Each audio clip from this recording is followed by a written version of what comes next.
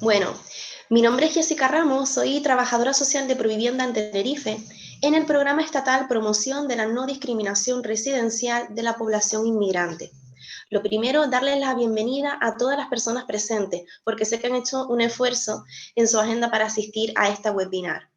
Hoy, 1 de marzo, con motivo del Día de la Cero Discriminación, desde nuestro programa hemos querido realizar 2 acciones. Por un lado, tenemos a nuestro compañero Juan de Gómez, que es trabajador social del programa estatal en Madrid, que se encuentra al mando de una campaña de sensibilización en redes sociales con el hashtag Cero Discriminación. Les animamos a participar en las redes sociales con este hashtag Cero Discriminación, compartiendo impresiones de esta webinar o compartiendo el contenido de la campaña que estamos impulsando. Tienen toda la información en el chat que lo acaba de poner el compañero. Por otro lado, esta misma webinar tiene la finalidad de compartir nuestra práctica profesional sistematizada en un protocolo de actuación. Compartiremos indicadores de detección de situaciones de discriminación de acceso a la vivienda por motivo de origen, así como el itinerario de nuestras actuaciones. En esta webinar tenemos a la compañera Virginia Gálvez, que es trabajadora social del programa estatal, y Miguel Ruiz, abogado del programa estatal, ambos ubicados en Madrid. Sin más, les doy paso a la compañera Virginia. Hola, buenos días a todas y a todos. Bienvenidos a esta webinar, ¿vale? Y bueno, pues directamente, si queréis, empezamos, ¿vale? Vamos a empezar un poquito viendo algunas claves sobre la discriminación residencial, sobre qué es. Creo que muchas de vosotras lo sabréis y estaréis muy relacionadas con este tema, pero bueno, vamos a dar estas poquitas claves, ¿vale? Para ponernos un poquito en antecedente. La discriminación residencial bueno, pues se manifiesta en problemáticas añadidas a otras problemáticas ya existentes. Bueno, esto es un poquito la pescadilla que se muerde la cola, ¿no? Lo que ya conocemos todas. Si tengo un problema, esto me supone generar otro, etcétera, ¿vale? Y bueno, realmente estas problemáticas no tienen por qué tener una relación estrechamente directa con el origen, la raza o la etnia, ¿vale? Luego, también se pueden dar tanto en el acceso como en el mantenimiento de la vivienda. Ya conocemos que bueno, el acceso a la vivienda para una persona migrante es bastante complicado, si ya lo es de por sí, para la población en general, por el precio abusivo, bueno, por las condiciones que nos piden, etcétera. Para una persona migrante el acceso bueno, pues supone una condición bastante más dificultosa, ¿vale? Por el hecho de eso, de su origen o su racialización. Pero es que más allá de eso, en el mantenimiento también es posible que suframos esta discriminación, pues por ejemplo no llevando a cabo las cláusulas del contrato que hayamos firmado, incluso no firmando un contrato, ¿vale? O poniéndonos cláusulas abusivas que bueno, pues a una persona, digamos, entre comillas, española, no se la pondrían, etcétera, ¿vale? Y bueno, esto puede producirse de manera sutil o explícita. No siempre vamos a encontrar el típico anuncio en el que diga solamente con DNI, no alquilamos extranjeros, etcétera, ¿vale? Esto se puede realizar de una manera en la que no te digan explícitamente que no te quieren alquilar por ser migrante, pero bueno, se nota y se puede comprobar, ¿vale? Como veremos un poquito más adelante que nos comentará Miguel. Y bueno, como sabéis, bueno, pues este racismo inmobiliario es una cuestión bastante cultural, porque bueno, pues la mayoría de la población desconfía o tiene miedo de las personas diferentes. Bueno, y luego también el tema del clima político que estamos viviendo en la actualidad, bueno, pues tampoco ayuda mucho por todos estos discursos de odio que podemos escuchar en redes sociales, en prensa, en televisión, ¿vale? Realmente están haciendo bastante daño. Y además es que afectan de forma preocupante al principio de igualdad de trato y no discriminación. Además, todas estas personas que están siendo discriminadas, bueno, pues al final se ven abocadas a buscar alternativas residenciales para poder sobrevivir, ¿vale? Y bueno, pues pasa por aceptar situaciones bastante complicadas. Pues residencias totalmente inadecuadas o que no están destinadas al uso de vivienda, ¿vale? o bueno, pues al final viviré en un hacinamiento total, ¿de acuerdo? Con unas condiciones bastante inaceptables, ¿de acuerdo? Lo cual volvemos a que todo ello puede surgir, puede conllevar otra problemática, ¿no? Y bueno, pues además es que todo esto conlleva bueno, pues que tendemos a una normalización de la discriminación, ¿vale? Al final aceptamos toda esta situación, como veremos un poquito más adelante, y afianzamos la clasificación de ciudadanos de segunda, ¿de acuerdo? Podemos continuar diciendo que, bueno, aparte de un sinfín de dificultades que encontramos en este ámbito, en este campo, ¿vale? Podemos destacar que, bueno, una de las principales dificultades está en la de que la persona discriminada, ¿no? La persona migrante, pueda reconocer esta situación de discriminación, ¿vale? Porque, bueno, pues como se acababa de decir, al final cuando eres una persona migrante que estás intentando acceder a una vivienda, porque, bueno, pues porque cumple requisitos como el resto de la población, y al final recibes tantas negativas, bueno, pues terminas por normalizar la discriminación y no eres consciente de que realmente estás siendo discriminado. Al final aceptas y aceptas también que no tienes la misma categoría que el resto de la población y que al final, bueno, pues eres un ciudadano de segunda. Esto además no solamente afecta a las personas que son migrantes, también afecta a todas estas personas que realmente son españolas, tienen DNI español, que han nacido en España, pero que son de origen marroquí, que son de origen africano, etcétera, ¿vale? Y que, bueno, pues por la simple apariencia física o, bueno, pues por el nombre, etcétera, bueno, pues también sufren este tipo de discriminación. Además, añadimos bueno, pues que tenemos una falta de información, que realmente no sabemos que este tipo de situaciones pueden ser denunciadas y que son denunciables y que debemos hacerlo, de hecho. Bueno, que tenemos esa, entre comillas, obligación, ¿no? de denunciar estos hechos para que se pueda acabar con ellos. Por lo tanto, necesitamos que la población, tanto migrante como no, ¿vale? Porque toda la población podemos denunciar situaciones de discriminación residencial, estemos informadas de las posibilidades que tenemos. Y bueno, aparte, además añadimos muchas situaciones de vulnerabilidad, ¿vale? En estos casos de discriminación residencial, bueno, pues no partimos de una base, digamos, sólida y bueno, pues volvemos a la problemática añadida, digamos, ¿no? Y bueno, pues es por ello un poco que necesitamos ayudar a las personas a reconocer la situación de discriminación y, bueno, pues a través de varias acciones, pues por ejemplo, campañas de sensibilización contra la discriminación, el trabajo comunitario, las estrategias antirrumores. Desde el programa nosotras estamos llevando a cabo la estrategia Vallecas Antirrumores, que pertenecemos a RAMA, ¿vale? La Red Antirrumores de la Comunidad de Madrid, pues para erradicar precisamente todos estos rumores y bulos, ¿no? Digamos, que afectan realmente a toda esta discriminación, ya no solo a residencial, sino también en general, ¿vale? Al racismo y la xenofobia que se está generando en nuestra población y que, bueno, que debemos acabar con ello. Además, bueno, pues a través de talleres, acciones formativas, participación en ferias, bueno, también debemos facilitar el acceso al asesoramiento en casos de discriminación. Necesitamos que las personas no tengan que dar 1000 vueltas para poder dar con un recurso que les ayude y que les asesore, incluso acompañe en un proceso, en un proceso de denuncia, en una situación de discriminación, ¿vale? Y bueno, y además, también muy importante, tenemos que formarnos, ¿no? Los profesionales debemos estar siempre formados y digamos, actualizados. Y bueno, es por ello bueno, pues en una de estas acciones hemos querido crear actualizar, ¿vale? Este protocolo contra la discriminación que mi compañero Miguel continuará explicándonos.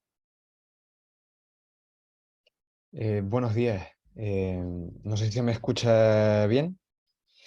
Bueno, como decía Virginia, un poco la intención del protocolo es sistematizar estas situaciones de discriminación, entenderlas, aumentar el conocimiento del personal técnico, sea de administraciones públicas, de entidades sociales, de voluntarios que tratan este tipo de situaciones, para ayudar a detectar y reconocerlas y sensibilizar sobre esta problemática.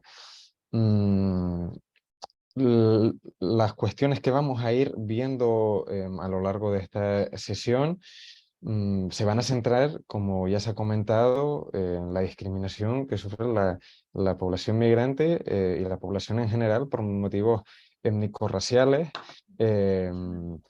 La cuestión es que, aunque sea un ámbito muy concreto, todas estas cuestiones se pueden extrapolar a otros colectivos que también sufre discriminación, como puede ser la población de etnia gitana, o otros motivos de discriminación, como puede ser, por ejemplo, denegaciones por tener niños y niñas en la unidad familiar, personas con discapacidad, o el colectivo LGBTI. Por lo tanto, mm, hay muchas de las cuestiones a nivel de detectar, de instrumentos para denunciar, de derechos que tenemos, que van a ser extrapolables, aunque nosotros nos centremos ahora mismo únicamente en la discriminación por origen, por color de la piel, por el acento, por el nombre, por todas estas cuestiones étnico-raciales.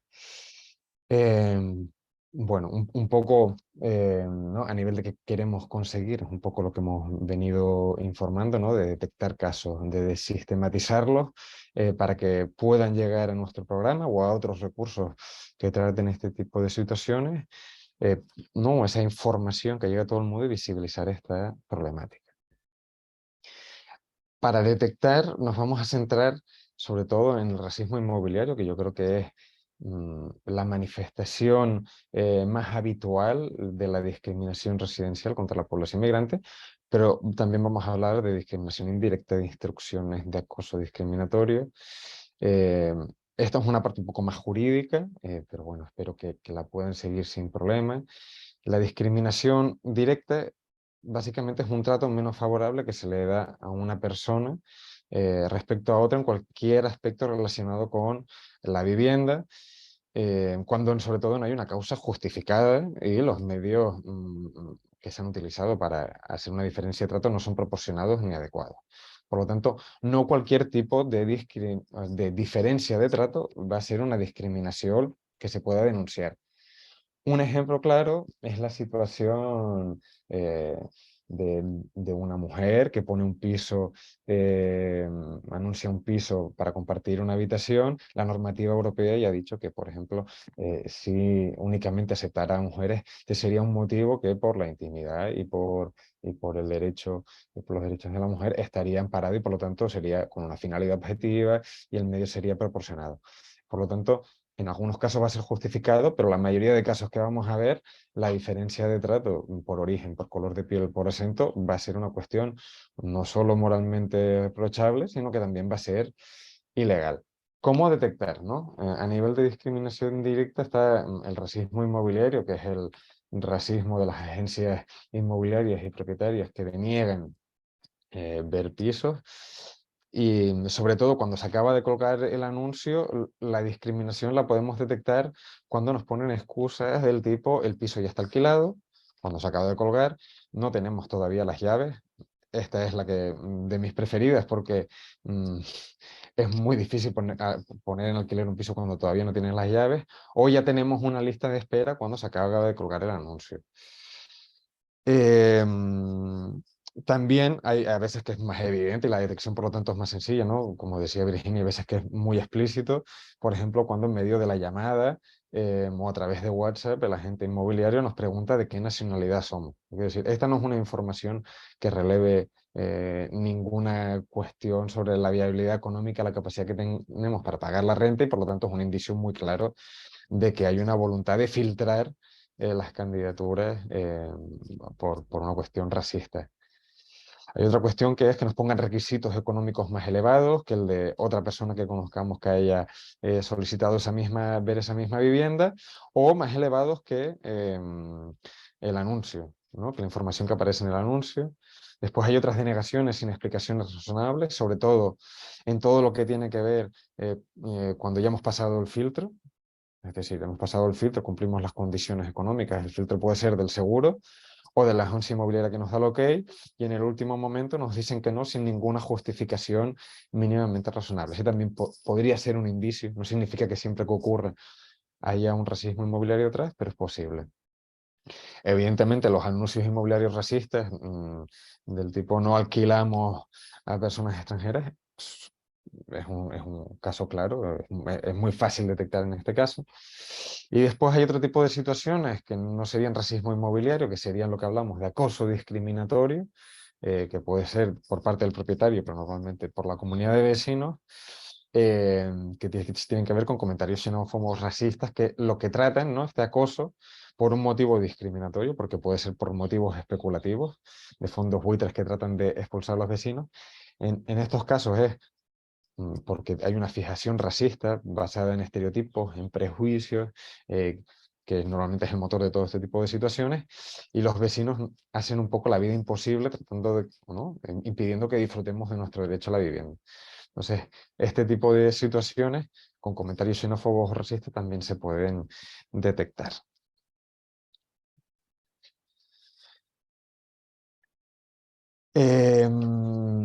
Hace un par de años, desde Previvienda, se publicó un informe súper interesante que les recomiendo leer en nuestro apartado de informes, que es ¿Se alquila racismo y xenofobia en el mercado de alquiler? Y hicimos una prueba con el testing inmobiliario, que luego vamos a entrar en detalle, pero básicamente es una técnica por la cual un par de compañeras, uno con acento madrileño y otro con acento marroquí, llamaban a inmobiliarias interesándose por pisos que estaban ofertados en portales inmobiliarios, y después también otro compañero llamaba haciéndose pasar por propietario y dando instrucciones de discriminar. Los resultados son los que ven en pantalla. Por un lado, el 72,5% de las agencias inmobiliarias aceptaban una discriminación absoluta directa. ¿Esto qué significa? Que rechazaban de entrada poder ver el piso, estudiar la documentación, a cualquier persona que asociaran con una persona migrante.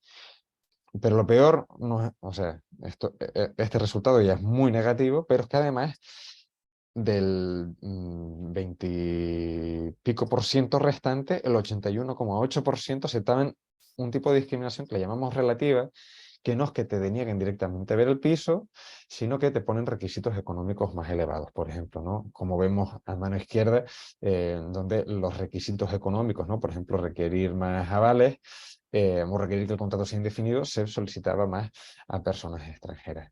Por lo tanto, vemos este tipo de discriminación que desafortunadamente es habitual. No tenemos cifras de cuántas veces propietarios y propietarias solicitan esto, pero sí que nos damos cuenta de que es una práctica que se observa bastante. Y no únicamente en alquiler, porque en este estudio nos fijamos en el alquiler, que es lo más habitual, pero también es importante saber que se produce en la compraventa. Nosotros hemos recibido a través de nuestro buzón, que explicaremos más adelante, también casos de compraventa.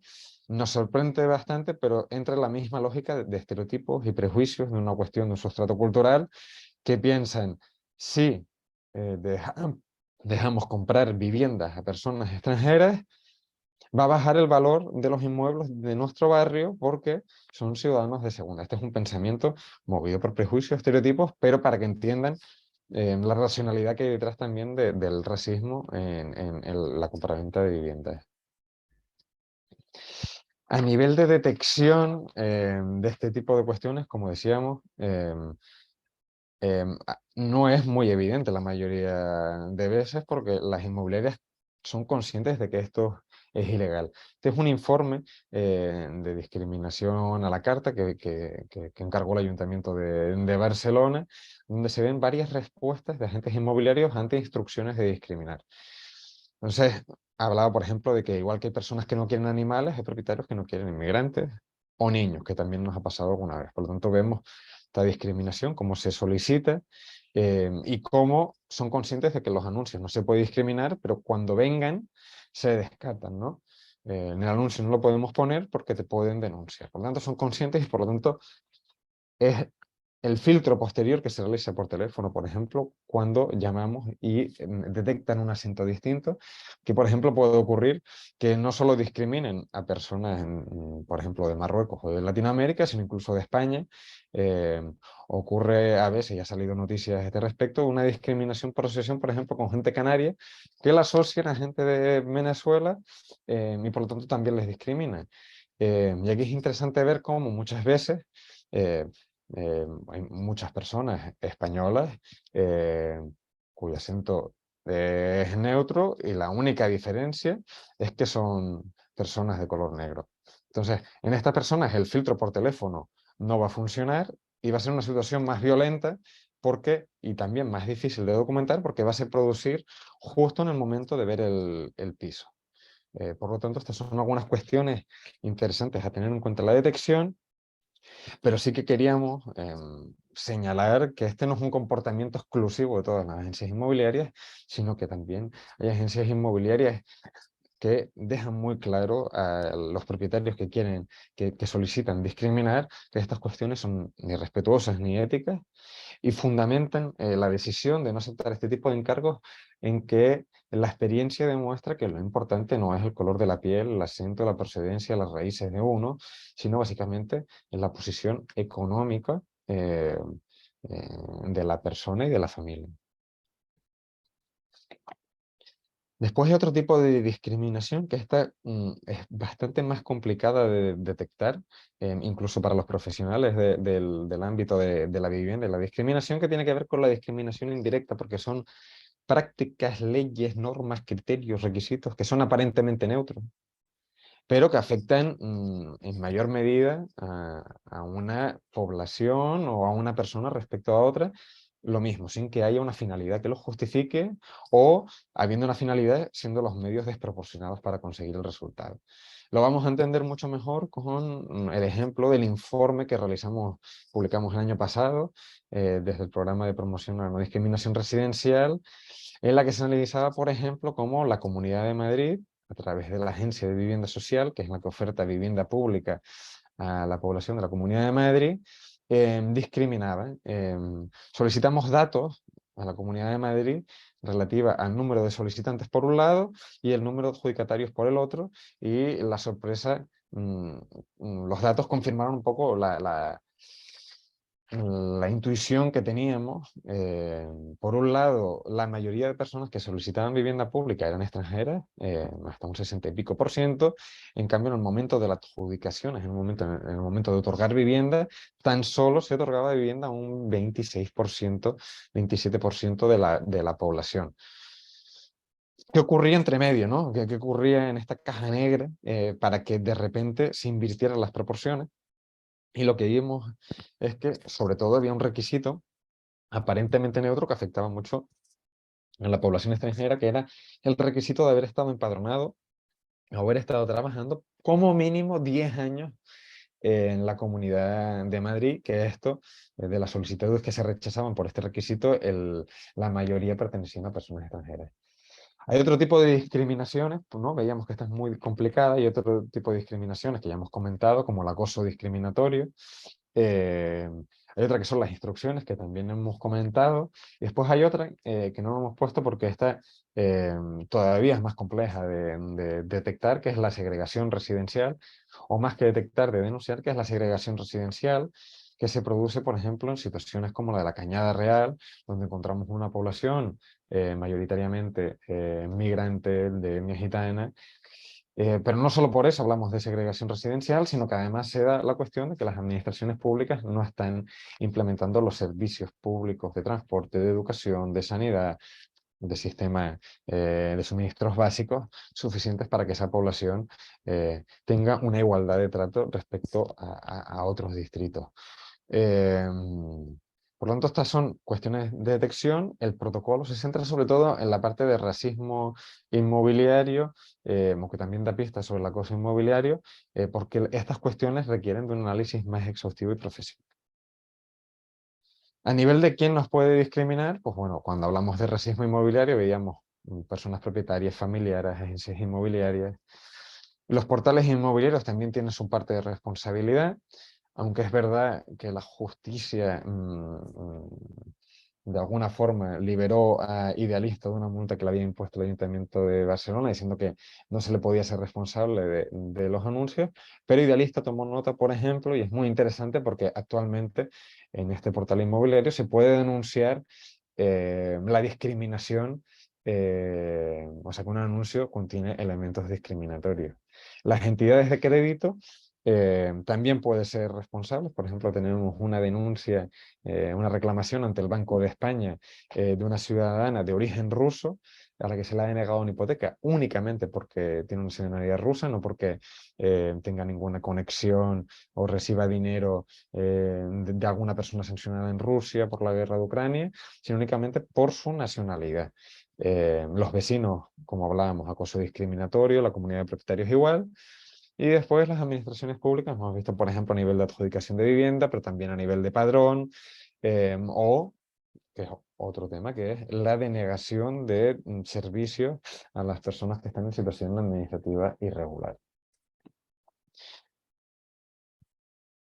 A nivel de normativa no me quiero extender, pero sí que creo que es importante, primero todo, poder detectar, aquí le hemos dado algunas claves, pero después saber que es ilegal y que hay todo un marco internacional, regional, nacional y autonómico que protege, o sea, que prohíbe por un lado la discriminación y por el otro lo que establece es que está... que se puede perseguir, que se puede denunciar, que se pueden establecer sanciones. Voy a detenerme brevemente en una ley que es la 15/2022, Integral para la Igualdad de Trato y la No Discriminación, porque esta es una ley en la que participamos a través de la Alianza por la Igualdad de Trato y No Discriminación, en la que participamos 14 entidades eh, y que celebramos mucho su aprobación, porque es la primera norma de la democracia a nivel estatal que recoge de forma integral la prohibición de discriminar en distintos ámbitos como la educación, la sanidad, la vivienda también, y por muchos motivos de discriminación, no solo por motivo de origen o étnico-raciales, sino también por cuestión de edad, por cuestión de orientación, de género.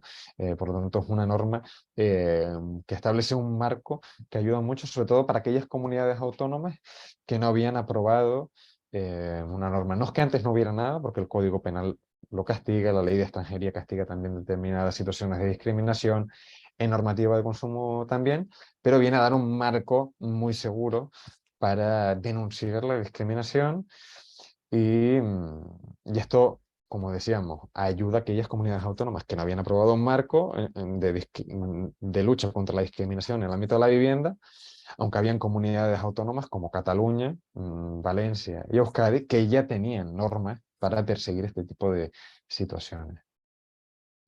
Por lo tanto, detectar la situación como, ¿no? Como que nos están discriminando, porque muchas veces lo hemos normalizado, después, o es muy sutil, después está la cuestión de reconocer que es ilegal y que debemos denunciarlo. Y después está esta parte de protección, obtención de pruebas y acompañamiento. Por ello, desde hace 1 año y medio, casi 2 años, desde el programa de promoción de la no discriminación residencial, hemos habilitado un buzón que pueden encontrar en nuestra página web para contactar con nosotras, sean las propias personas víctimas o afectadas por la discriminación, pero también personas que son testigos, profesionales del tercer sector, y esto puede ser para que nos pongamos en contacto con ustedes o únicamente para que conste la discriminación, porque esto nos ayuda a nosotras también de cara a nuestros informes, a nuestra labor de incidencia, conocer qué está ocurriendo con detalle. Por lo tanto, les animamos y evidentemente si entra un caso, se puede denunciar, quieren que contactemos con ustedes, va a haber un acompañamiento, no solo jurídico, sino también social, como vamos a ver más adelante. Ahora vamos a hablar un poco de la detección, o sea, cómo obtener pruebas. Hay una parte que es muy sencilla, o sea, en los casos en que son evidentes, es muy sencillo. Por ejemplo, un anuncio abiertamente racista. Hacemos una captura de pantalla de todo el anuncio, de los distintos apartados, y cogemos el link. Y con estas pruebas ya podríamos empezar a redactar una denuncia, siempre que podamos identificar quién es, pero igualmente si no ya habría elementos suficientes. En caso, por ejemplo, en que se trate de una, estamos hablando por WhatsApp por el agente inmobiliario y nos pregunte la nacionalidad, también vamos a poder hacer una captura de pantalla sin problema.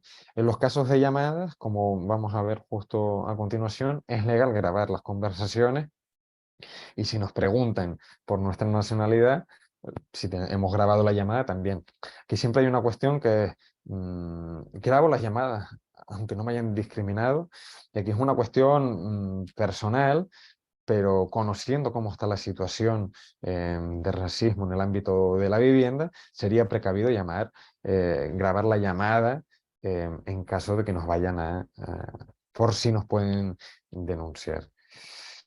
Estos casos que son más explícitos, tienen una cierta complejidad obtener la prueba, pero una vez uno aprende a grabar la llamada o a capturar los anuncios racistas, la dificultad es mínima. Sin embargo, hay casos en que son sutiles, en que no nos preguntan la nacionalidad y parece que todo va bien. Nos dicen, ya está alquilada la vivienda. Y dices, uy, es raro, pero bueno, no pasa nada. Pero si tenemos la sospecha, hay una técnica que es la del testing inmobiliario que veíamos a nivel de investigación, pero que también nos sirve para este tipo de situaciones. Entonces, vamos a ver en qué consiste un poco más detenidamente y básicamente se trata de grabar la llamada de la persona, por ejemplo, que tiene un ligero acento marroquí o que su nombre es extranjero. Lo que vamos a hacer es grabar esa llamada o guardarnos las capturas de WhatsApp para ver qué respuesta nos da. Y, por ejemplo, tenemos una primera respuesta que nos dicen que todavía no tengo las llaves, ya te avisaré. La recomendación que hacemos a nivel de testing inmobiliario es preguntarle, pedirle el favor a una persona que tenga un nombre madrileño, catalán, castizo, por decirlo de alguna manera, o un acento neutro, que por favor llame a esa misma agencia inmobiliaria o contacte, o sea, normalmente a través del mismo canal, si hemos llamado, si hemos contactado por WhatsApp, si es por correo electrónico, para ver qué tipo de respuesta nos dan. Si tenemos dos tipos de respuesta distintas, es un indicio muy claro de que hay una discriminación, porque el único motivo diferencial va a ser esa discriminación. Otra cosa es que la discriminación se haya producido después de estudiar la viabilidad económica, que este es otro tema. Pero si únicamente la diferencia es el nombre, pues lo vamos a tener. A nivel de grabar las llamadas, que es un tema que nos preocupa mucho, que siempre genera mucha duda. En principio, el Tribunal Constitucional, el Tribunal Supremo ya han dicho que no hay ningún problema en grabar las llamadas siempre que no afecten al derecho a la intimidad. Es decir, si el agente inmobiliario, o sea, como agente inmobiliario uno está obligado a dar la información veraz y adecuada de forma transparente. Por lo tanto, grabar una llamada en que nos informa sobre las características de un piso, si está ocupado o no, no afecta a la intimidad del agente inmobiliario o del propietario. Otra cosa es que en esa llamada nos estén hablando de sus intimidades, de sus relaciones sexoafectivas, cuestiones íntimas. Estas cuestiones no, pero lo que es únicamente las ofertas e información relativa al anuncio, no habría problema en grabarlas, sobre todo para la denuncia. Aquí tenemos un caso, que este es un caso real. Hemos pedido permiso a la persona afectada para que nos diera el consentimiento. Hemos quitado todos los datos personales, únicamente aparece el primer nombre. Esto es un caso de compra. También queríamos que vieran que esto también ocurre en la compraventa, en que a través de Habitacle, Hamid, con un correo electrónico donde establece su nombre y su apellido de origen marroquí, donde se desprende, o sea, en Habitacle ve un piso de su interés y a través del formulario de resguardo solicita ver el piso. No le contestan durante varias horas, esto lo pone a primera hora de la mañana, entonces al mediodía escribe por WhatsApp al número que aparece en Habitaclia, a la agencia inmobiliaria que lo ha anunciado y le dice, oiga, no, perdón, la habían llamado, entonces, como estaba en el tren Hamid, luego le escribe por WhatsApp a Hamid, la agencia inmobiliaria, entonces en ese momento le dice, de momento está reservado por una pareja y no lo podemos enseñar. Esto es el mismo día que presenta la solicitud y al cabo de varias semanas pregunta a Hamid, interesado por el piso, a ver qué ha ocurrido. Entonces la agente inmobiliaria le dice, estamos pendientes de hacer arras. Si no se hacen, te aviso. Esta es la respuesta que le dan a Hamid, que es un hombre de origen marroquí que tiene unos prejuicios asociados muy distintos a los de Philippe, que se asocia a una persona blanca, francesa, con unos ingresos altos. Es importante decir que en ningún momento se valoró la viabilidad económica de Hamid, tampoco la de Philippe. Entonces, Philippe hizo el mismo recorrido y evidentemente guardó las mismas capturas de pantalla y generó la misma prueba que Hamid. Hizo también una solicitud a través de Habitaclia y contactaron con él y le pasaron la información. Y dice, dime qué día te va bien a visitar el piso. Entonces Philip le dio un poco de largas para ver hasta qué punto mostraba la agente inmobiliaria interés y le dijo que estaba fuera de España y la inmobiliaria básicamente decía, oye, ¿cuándo vas a venir a España? ¿Dónde estás? Y le decía, de momento, porque Philip le decía, espero que no esté reservado. Y decía, de momento no, pero el sábado por la mañana hago una visita. Por lo tanto, estaban haciendo visitas. eh, Había un interés por alquilar la vivienda, en cambio a Hamid no. Por lo tanto, esto constituye un indicio muy claro de discriminación y este es un poco el funcionamiento del testing, que espero que les haya quedado un poquito más claro con esta situación. Por lo tanto, detectamos la situación, obtenemos la prueba, estamos acompañadas de un personal profesional para que nos vaya guiando y es importante saber a qué nos enfrentamos, qué derechos tenemos y como vamos a ver hay dos vías para denunciar este tipo de situaciones. Principalmente está la del procedimiento penal y la vía administrativa sancionadora, que vamos a ver. Los derechos son muy parecidos. Hay nivel de protección, información, apoyo, ¿no? Como víctima tenemos todos estos derechos. Un trato respetuoso, profesional, individualizado, evidentemente no discriminatorio, porque solo faltaba que la persona que nos atienda en los juzgados en comisaría además nos discrimine. A ser entendida, obtener información sobre el procedimiento penal, es decir, a qué consecuencias me voy a enfrentar, qué significa el procedimiento penal, tengo derecho a interponer la denuncia, a tener una copia, a solicitar medidas de protección, aquí es muy importante. Las medidas de protección existen, están sobre el papel, están recogidas por la ley, pero es muy complicado que nos den medidas de protección, sobre todo en lo que se refiere a delitos de odio y este tipo de situaciones. El caso más claro de discriminación residencial sería un acoso vecinal fuerte. Y a pesar de eso, hay pocas resoluciones de acoso inmobiliario por motivo discriminatorio en que el juzgado, de forma previa al juicio y a la sentencia, haya establecido medidas de alejamiento de la vivienda. Es decir, que le hayan dicho al vecino o la vecina, usted se tiene que marchar de la vivienda. Por lo tanto, en este sentido sí hay que rebajar un poco las expectativas de protección de la víctima y tiene que tener claro que la presentación de la denuncia puede inflamar de alguna manera el acoso discriminatorio. Por lo tanto, habrá que tenerlo en cuenta.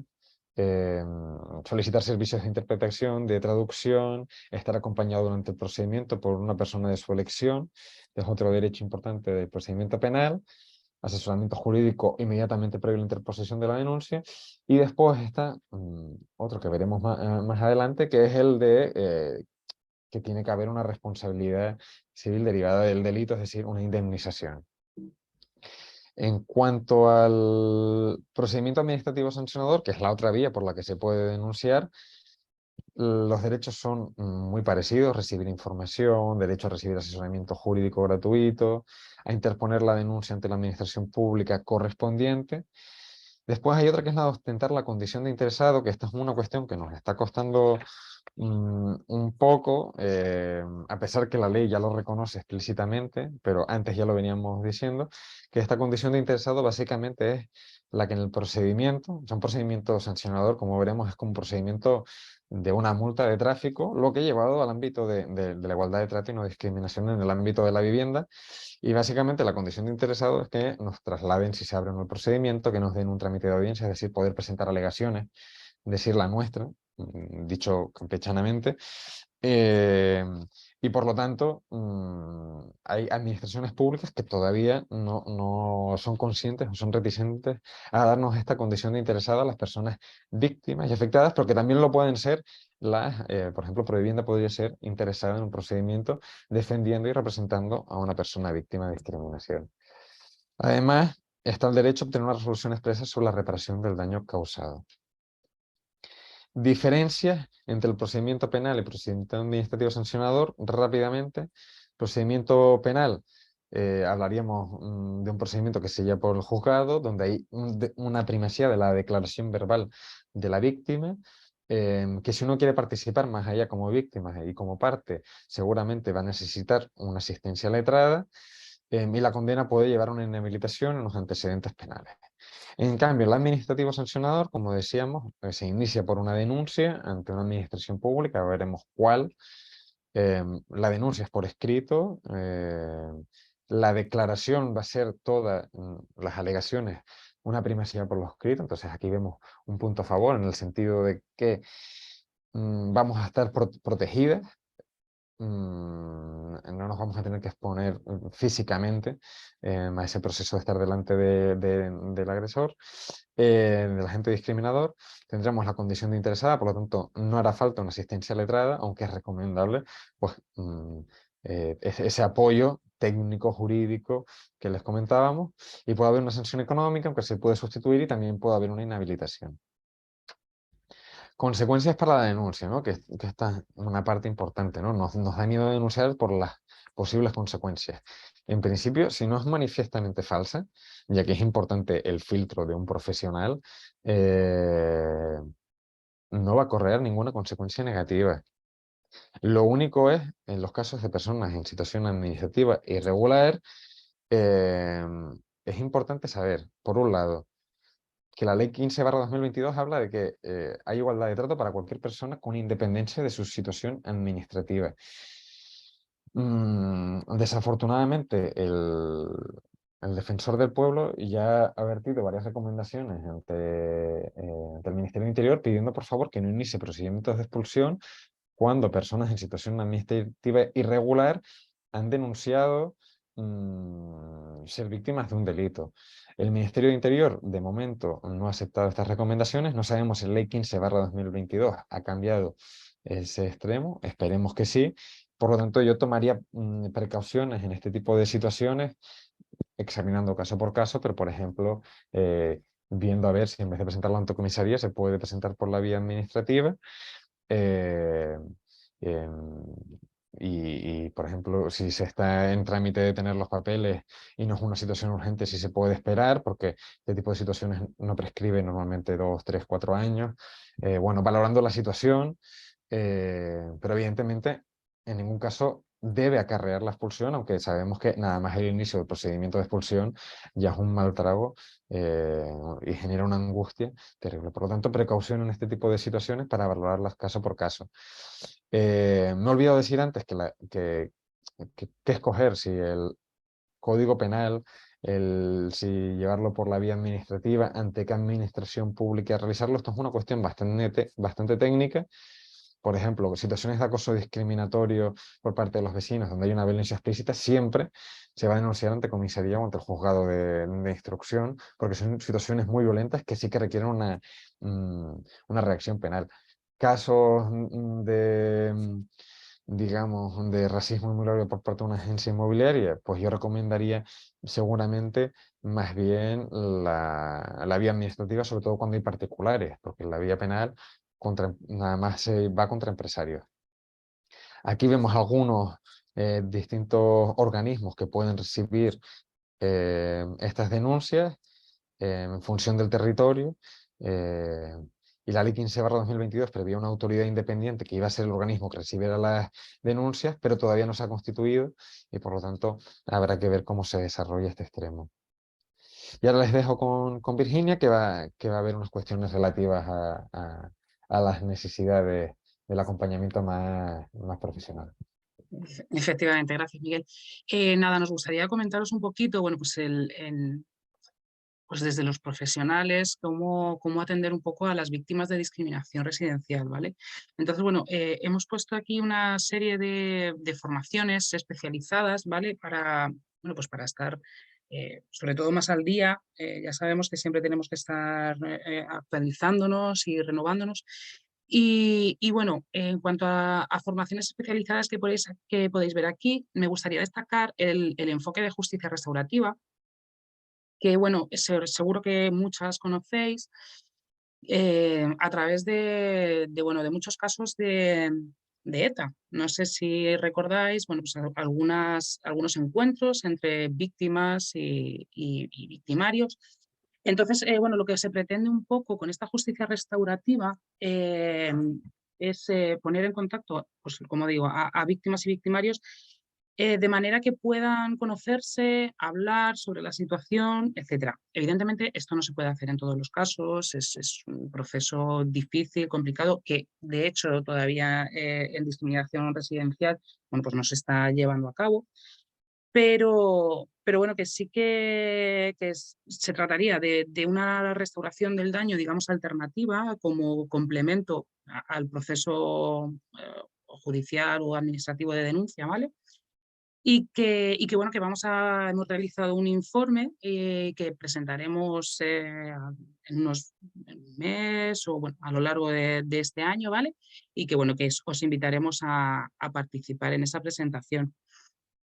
Bueno, también formarnos en materia de discriminación, formarnos en materia de vivienda, etc. Si me pasas, Miguel. Vale, también tenemos que hablar de factores de calidad dentro de la intervención, ¿vale? ¿Cómo crear estos factores de calidad? Bueno, tenemos que tener espacios de atención adecuados, ¿vale? Donde la víctima pueda expresar sus sensaciones y sentimientos. Es evidente que cuando una persona es víctima de una discriminación, se encuentra en un proceso bueno, una situación de rabia, de incomprensión, ¿vale?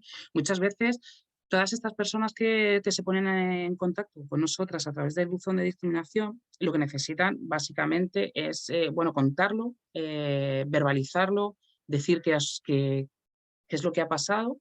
Esto sí que es cierto que les ayuda mucho y crear un espacio correcto donde pueda expresarse con total libertad es muy importante.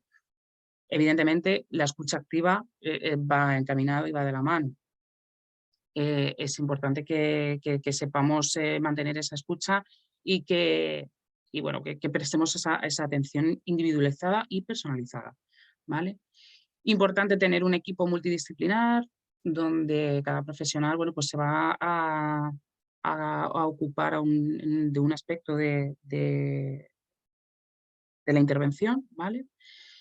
Y además tenemos que tener un método de intervención definido, ¿vale? Con un protocolo de acogida, de entrevista, de valoración, etcétera, ¿vale? Donde todo esté muy estudiado, muy claro y para saber cuál es el proceso y poder llevarlo a cabo de forma sistematizada.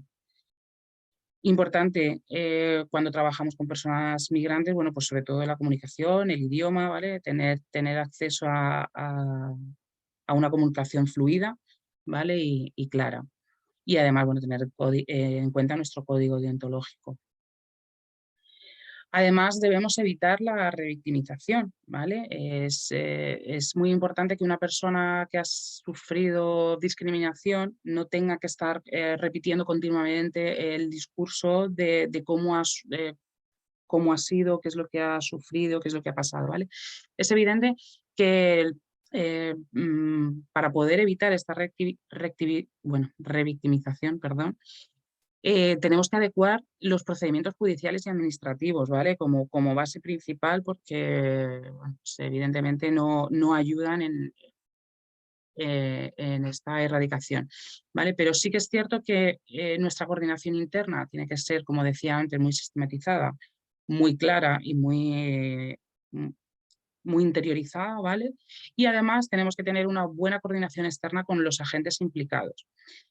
Además, podremos realizar un seguimiento personalizado de la víctima, ¿vale? De manera que bueno, pues que sepamos en todo momento en qué punto se encuentra, cómo es la sensación que está viviendo en cada punto del proceso de denuncia, etcétera.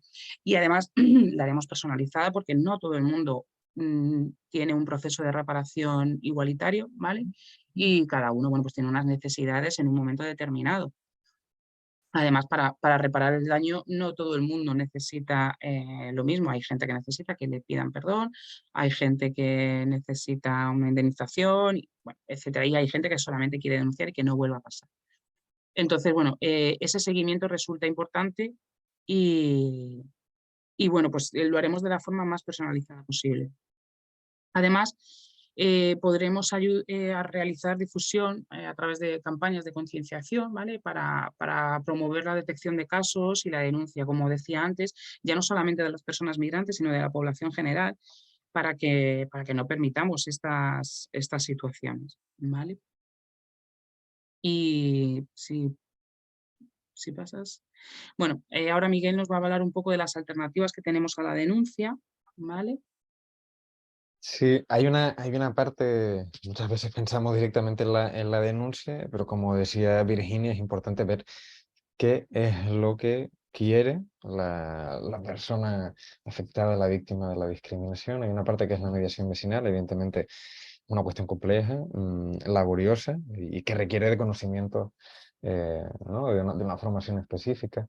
Hay otras veces que a lo mejor lo que nos van a solicitar es una interlocución con agentes discriminadores para alcanzar acuerdos. Aquí brevemente explicar que, por ejemplo, estamos en vías de firmar un acuerdo, por ejemplo, con una agencia inmobiliaria que ha discriminado, por la cual indemnizaría a la víctima, se obligaría a ofrecer preferentemente pisos de unas características concretas a la víctima, se compromete a no volver a hacerlo, a hacer un protocolo interno para evitar este tipo de situaciones y a recibir una formación en materia de igualdad de trato y no discriminación. Por lo tanto, hay veces que la interlocución con agentes puede ayudar a llegar a soluciones satisfactorias para todo el mundo sin necesidad de iniciar un procedimiento penal o administrativo. Defensor del pueblo para determinadas situaciones también puede ser una vía interesante. Y después están las cuestiones de la denuncia a través de redes sociales, de medios de comunicación y plataformas, que también es una cuestión importante. A nivel de reparación, reparar el daño que nos han generado, tanto en el procedimiento penal como en el administrativo sancionador, se debe establecer una indemnización para reparar el daño causado. La Ley 15/2022 ha establecido que de alguna forma se presupone el daño moral a la víctima si se establece que se ha producido la discriminación. Por lo tanto, es importante tener en enfoque esta reparación, porque siempre que hay una discriminación se produce un daño, y también que hay una cuestión de justicia restaurativa que comentaba Virginia, que se puede aplicar y que también hay una parte que establece la ley, que es que se puede sustituir las sanciones por en determinados casos, por cuestiones como formaciones, actividades de reparación a las víctimas y demás. A nivel de dificultades, muchas las hemos comentado. Está el tiempo entre la situación discriminatoria y la puesta en conocimiento de los profesionales, la obtención de pruebas objetivas, muchas veces una cosa está relacionada con la otra, la dificultad de encontrar al agente discriminatorio, por ejemplo, en Wallapop, anuncios de habitaciones, no sabemos quién está detrás del perfil de esa persona, las posibles represalias que hablábamos, por ejemplo, en casos de acoso vecinal, la ineficacia sancionadora, ¿no? Administraciones públicas que no tienen ningún interés, que esto también ocurre, no todas las administraciones están sensibilizadas sobre la materia y que no quieren iniciar acciones o no ven la gravedad de las denuncias presentadas, la permisividad social y también la gestión de expectativas hacia la víctima. Es importante decirles, pues, por ejemplo, lo que hablábamos de las medidas de prevención, medidas cautelares que se pueden adoptar, o lo largo que acostumbran ser estos procedimientos, que pueden llegar incluso al año y medio, los 2 años. Vamos de forma breve a decir que la discriminación residencial básicamente se ha sancionado por el Ayuntamiento de Barcelona 2 veces. Aquí algunos extractos de noticias del periplo administrativo y judicial. Por lo tanto, se demuestra que se puede denunciar, que se puede sancionar. Y estos casos, que son precedentes a nivel estatal, no explican de por sí estos datos, que son los orígenes de los casos del buzón contra la discriminación, pero sí que ayudan a explicar que, evidentemente, en Cataluña, vemos que hay un 45% de los casos que nos entran a través del buzón que proceden de Cataluña. Evidentemente, en Cataluña no hay más discriminación o más racismo que en otros lugares de España, pero sí que una hipótesis de estos datos es que, al haberse denunciado este tipo de situaciones y haberse sancionado, la comunidad migrante está de alguna forma más empoderada y más concienciada de que esto se puede denunciar y que haya una eficacia sancionadora detrás. Y daría paso... Bueno, sí, nada, para terminar queríamos presentaros, bueno, pues en principio nuestra portada del protocolo de actuación. Abajo podéis ver el link. Sí que es cierto que tenía pensado pinchar el enlace y mostrarlo, pero bueno, como ya estamos un poco fuera de tiempo, no os preocupéis, porque como os lo vamos a mandar por un mail, ¿vale? Directamente os vamos a mandar ese link donde tendréis acceso al protocolo completo. Y nada, para terminar, bueno, pues terminar con una frase de Nelson Mandela, que si pasas lo podremos ver, Miguel, en la que, bueno, pues dice que nadie nace odiando a otra persona y que, por lo tanto, si se puede aprender a odiar, también se puede aprender a amar. Entonces, bueno, es un poquito por lo que estamos trabajando desde el programa y por lo que realizamos todo este tipo de, bueno, pues este tipo de protocolos o todas las acciones que llevamos a cabo. Antes de terminar, me gustaría recordaros la campaña que estamos llevando a cabo, como han comentado antes mis compañeras, por redes sociales, con el hashtag discriminación0. Y bueno, dar las gracias a Miguel, que ha sido el que ha llevado el peso de toda esta presentación y que, como siempre, lo hace muy bien. Ha estado genial, muchas gracias. Y bueno, pues al resto de compañeras también que han estado participando.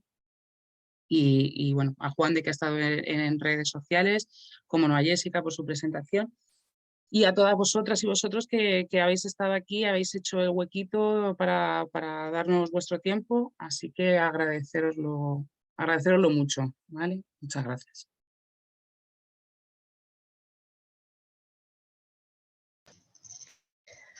Pues lo dicho, damos por concluida la webinar. Muchísimas gracias por la participación y muchísimas gracias a la compañera y al compañero por la presentación de la misma.